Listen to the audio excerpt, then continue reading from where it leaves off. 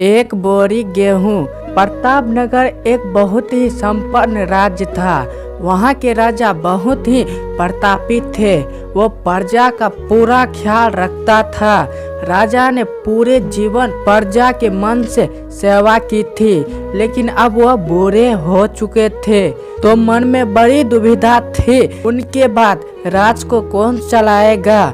राजा साहब के 3 बेटे थे। अब तीनों ने एक ही गुरु और एक ही विद्यालय में शिक्षा ली थी, लेकिन राजा ये निर्णय नहीं ले पा रहे थे कि कौन राज्य के लिए उत्तराधिकारी है। अब राजा ने तीनों बेटे की परीक्षा लेनी सोची। एक दिन राजा ने सुबह सुबह सभी पुत्रों को बुलाया और उनको एक बोरी गेहूं देते हुए बोला कि मैं और तुम्हारी माता तीर्थ यात्रा पर जा रहे हैं। हम वापस आने में 1 वर्ष से भी ज्यादा लग सकता है।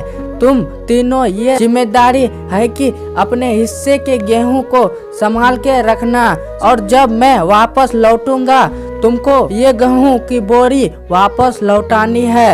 ऐसा कहकर राजा और रानी तीर्थ यात्रा पर चल दिए। सबसे बड़े बेटे ने सोचा ये गेहूं की बोरी पिताजी को वापस लौटानी है, तो इसे मैं तिजोरी में बंद कर देता हूँ।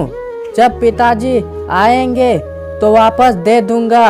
यही सोचकर उसने गेहूं की बोरी तिजोरी में रखवा दी, ताकि एक भी दाना इधर उधर ना हो। दूसरे बेटे ने सोचा तिजोरी में तो गेहूं सड़ जाएगा, मैं इन गेहूं को खेत में डलवा देता हूं, जिससे गेहूं की अच्छी फसल हो जाए। पिताजी को 1 बोरी की बजाय कई बोरी गेहूं दे सकता हूं। अब उसने ना गेहूं के लिए अच्छा खेत देखा, ना ही अच्छी उपजाऊ जमीन देखी, और ना ही खेत की घास फूस को साफ करवाया। बस ऐसे ही बंजर जमीन पर गेहूं डलवा दिए और कभी उनकी देखभाल भी नहीं कराई। उसे लगा अब अपने आप फसल आ जाएंगे। तीसरे बेटे ज्यादा समझदार था। उसने अपने मित्रों के साथ मिलकर एक अच्छा खेत देखा जो कि बहुत उपजाऊ था।